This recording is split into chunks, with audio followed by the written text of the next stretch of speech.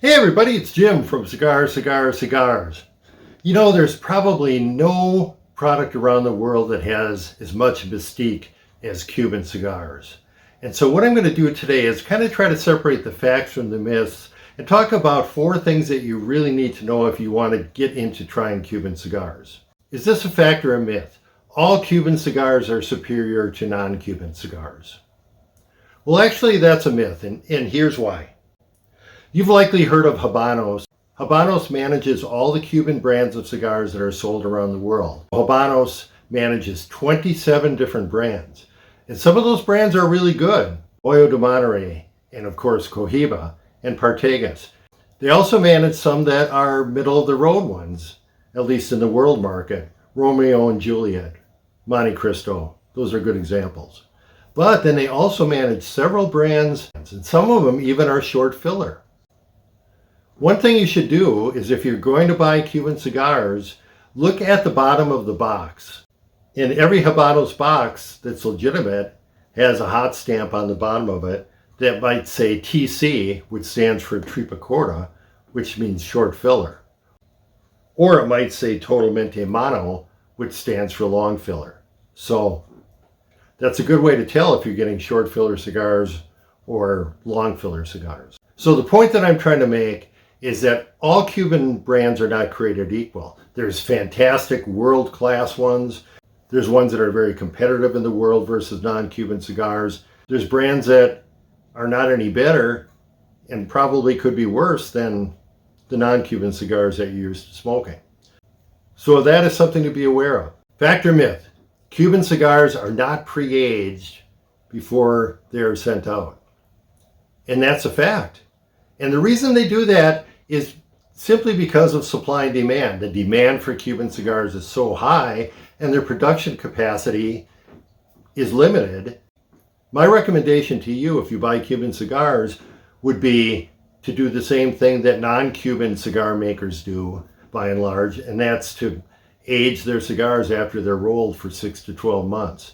And that allows the tobaccos to get rid of excess moisture, allows the flavors to blend and so forth. So if you aren't waiting 6 to 12 months to smoke those Cuban cigars that you bought, you may not be getting as good of a smoke as you would be otherwise. Habanos does stamp the bottom of boxes with the month and year that they're made. It's a 3-letter representation of the month. Some of the months are easy, like May. Some are a little more difficult. ENE is January in Spanish.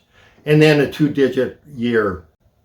There's also a factory code on the bottom of boxes, but it's a 3-letter code, and they rotate them frequently. They don't really want the public to be able to use those codes. They're for internal use, so they change them frequently and don't have a guide in terms of understanding what the 3 letters mean. But pay attention to those dates if you buy Cuban cigars. Fact or myth? Regular U.S. folks can't buy Cuban cigars. It's a little bit of both, and I'll explain why.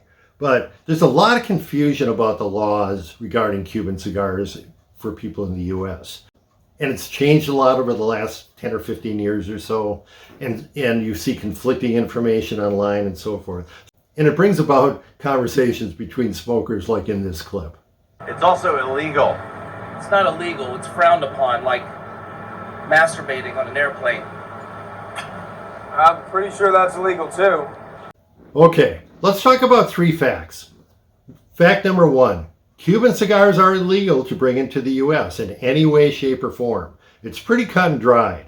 You can't bring them in from another country. You can't bring them in from Cuba. Your friend can't bring them in from another country. You can't buy a mail order. So it really is cut and dried. Then we have to consider fact 2.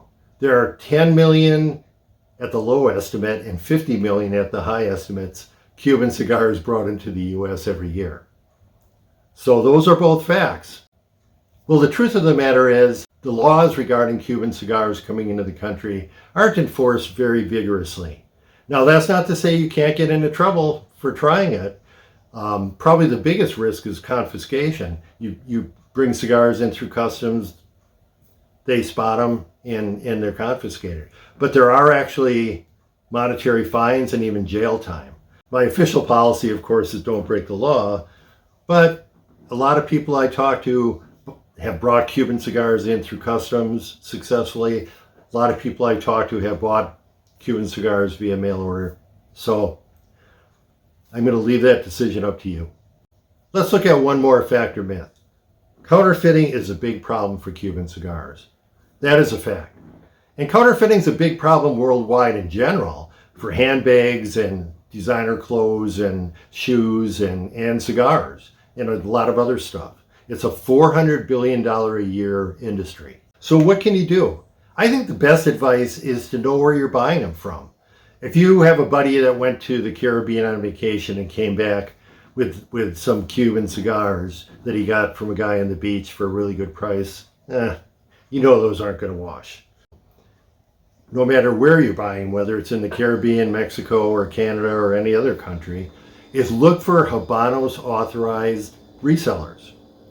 And the best way to do that is to go to www.habanos.com and look for Casa del Habano, Habanos Lounge, Habanos Terrace, Habanos Point, Habanos Specialist retail outlets.